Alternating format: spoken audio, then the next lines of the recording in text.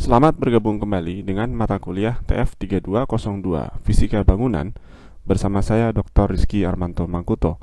Pada segmen pertama dari minggu ke-8 ini, kita akan membahas mengenai kenyamanan visual dan kolorimetri, khususnya yang terkait dengan kinerja visual. Kualitas kondisi suatu pencahayaan, khususnya pencahayaan dalam ruang, dapat dinilai dari dua hal, yaitu yang pertama adalah kinerja visual, yaitu kemampuan pengamat dalam mengindra dan mengenali objek secara visual, yang pada umumnya difokuskan pada daerah bidang kerja, di mana objek terletak.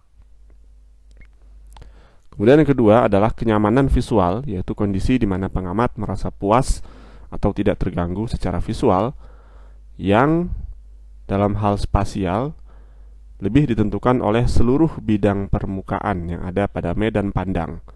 Artinya tidak hanya ditentukan oleh objek, melainkan juga oleh seluruh permukaan-permukaan yang lain yang ada di dalam ruang yang dapat diamati. Dalam hal kinerja visual, kita mengenal adanya parameter ukuran visual, yaitu besarnya suatu objek yang tampak oleh pengamat yang dapat dinyatakan dalam bentuk dua dimensi ataupun tiga dimensi. Secara dua dimensi digunakan parameter sudut visual yang dalam ilustrasi berikut dirumuskan sebagai arcus tangen dari D cos theta dibagi dengan L, di mana L adalah jarak antara pengamat dan objek yang diamati. Secara tiga dimensi digunakan parameter sudut ruang sebagaimana yang telah kita bahas pada minggu-minggu sebelumnya, yaitu perbandingan antara D kuadrat cos theta dibagi dengan L kuadrat. Selain itu, kita juga mengenal adanya parameter ketajaman visual, yaitu ukuran kemampuan pengamat untuk membedakan detail pada objek yang berukuran relatif kecil. Seperti pada ilustrasi berikut, apakah seorang pengamat mampu membedakan adanya celah pada huruf E yang ada di sini atau pada huruf C yang ada di sini dan sebagainya.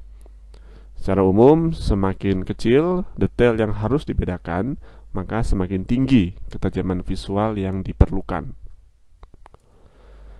Nilai ketajaman visual dinyatakan secara matematis sebagai kebalikan dari sudut visual, di mana sudut tersebut dinyatakan dalam satuan menit atau 1/60 derajat. Semakin tinggi luminansi target dan latar belakang objek, maka semakin tinggi pula nilai ketajaman visualnya. Sedangkan semakin tinggi usia pengamat akan semakin rendah nilai ketajaman visualnya. Selain itu, kita juga mengenal adanya parameter kontras, yaitu perbandingan antara selisih luminansi target atau objek dan latar belakangnya dibandingkan dengan luminansi dari latar belakang. Dengan persamaan sebagai berikut, kita mengenal adanya istilah kontras positif apabila luminansi target lebih besar dari luminansi latar belakang, atau dengan kata lain, target atau objek tampak lebih cerah dibandingkan dengan latar belakangnya. Sebaliknya, jika objek atau target tampak lebih redup dibandingkan dengan latar belakangnya, maka terjadi kontras negatif. Secara alternatif, kita dapat pula mendefinisikan kontras sebagai berikut, atau didefinisikan sebagai modulasi, yaitu perbandingan antara luminansi maksimum dikurangi luminansi minimum dibagi dengan jumlah dari keduanya. Dalam hal sumber cahaya, kita mengetahui adanya luminansi yang dihasilkan oleh sumber cahaya yang nilainya dapat bervariasi dari sangat besar hingga sangat kecil.